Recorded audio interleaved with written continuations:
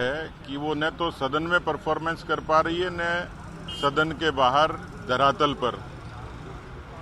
4.5 वर्षों में जिस तरीके से सदन की गरिमा तो गिराई है, लेकिन उसके साथ ये सदन जवाबदेह होता है और जितने आइटम, जितने मुद्दे विधायकों के द्वारा, चाहे वो सत्ता पक्ष के हों चाहे प्रतिपक्ष के हों, जो मुद्दे उठाए जाते हैं अलग अलग विधानसभा के प्रावधानों में, उसमें कोई संजीदगी और कोई गंभीरता सरकार की तरफ से देखी नहीं जाती। यहाँ सदन में जब बहुत गंभीर चर्चा होती है उस पर भी इनके मंत्री बहुत कैजुअल जवाब देते हैं और या फिर लाजवाब हो जाते हैं, नाजवाब हो जाते हैं। और इसलिए ये साफ दिखता है कि जब किसी सरकार के नुमाइंदे की नीति और नीयत ठीक नहीं होती है तो शब्दों के रूप में और चेहरे से वो प्रकट हो जाती है। इसलिए इस सरकार से हालांकि उम्मीद नहीं थी, क्योंकि जुगाड़ की सरकार है और जिस तरीके की सरकार में जो लोग बैठे हैं वो अक्षम, अयोग्य किस्म के लोग हैं, कोई परफॉर्मेंस धरातल पर नहीं है।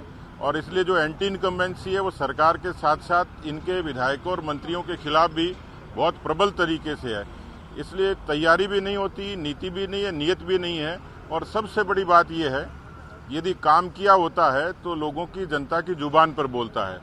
लेकिन दुर्भाग्य ये है, ये तो भला उस स्पीकर महोदय का कि जो सरकार को कदम कदम पर डिफेंड करते हैं, अन्यथा यदि सदन में उस तरीके की निरपेक्षता होती तो इस सरकार कब की जनता की अदालत में दोषी हो चुकी होती। लेकिन अभी भी जिस तरीके का आचरण और जिस तरीके की परफॉर्मेंस है बहुत पुअर है और वो जनता भी उसको देख रही है। देखिए, कानून व्यवस्था तो खराब है ही, लेकिन इस कानून व्यवस्था की खराबी के पीछे ये सरकार के ही लोग दोषी हैं, जिन्होंने जो राजनीतिक हस्तक्षेप रखते हैं, संरक्षण देते हैं, पुलिसिंग को जिन्होंने कमजोर किया, संसाधनों के नाते भी इसकी बहानगी है कि केवल 3% पुलिस के विभाग पर खर्च करना ये सरकार के उस कमजोरी को प्रदर्शित करता है कि उनका कोई कमिटमेंट नहीं है। लेकिन इन्हीं के लोग इन्हीं पर जब कोई उंगली उठाते हैं, प्रश्न खड़ा करते हैं, तो ये तो जनता देख रही है कि कौन दोषी कौन निर्दोष है।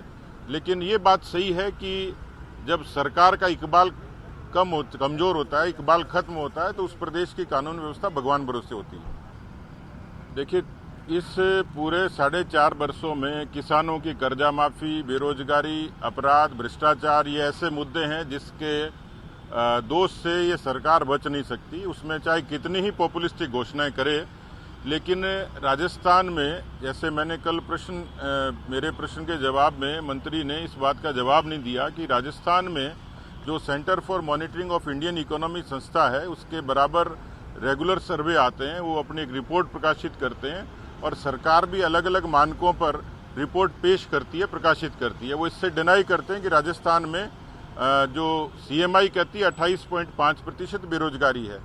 लेकिन बेरोजगारी के साथ साथ जो परीक्षाओं में अनियमितता, 19 ऐसी भर्तियां थी, यदि वो जमीन पर लागू हो जाती, परीक्षा, इंटरव्यू और अपॉइंटमेंट, तो 95,000 नौजवानों को अब तक नौकरी लग चुकी होती।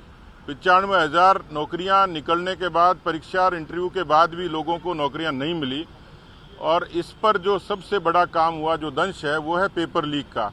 तो बेरोजगारी और पेपर लीक 2 बड़े मुद्दे हैं जिन पर भारतीय जनता युवा मोर्चा ने पहले भी प्रभावी आंदोलन किया है। सदन में भी पार्टी ने सरकार से जवाब मांगा है, सरकार ने स्टेटमेंट दिया है, लेकिन उससे हम संतुष्ट नहीं थे। और इसलिए युवा मोर्चा ने ये ऐलान किया है कि जयपुर और इसके आसपास के संभाग के जो प्रमुख विधानसभा क्षेत्र हैं, वहाँ के प्रमुख कार्यकर्ता शिरकत करेंगे और विधानसभा पर 4 तारीख को एक बड़ा प्रदर्शन करेंगे। उसकी तैयारी पूरी हो गई है।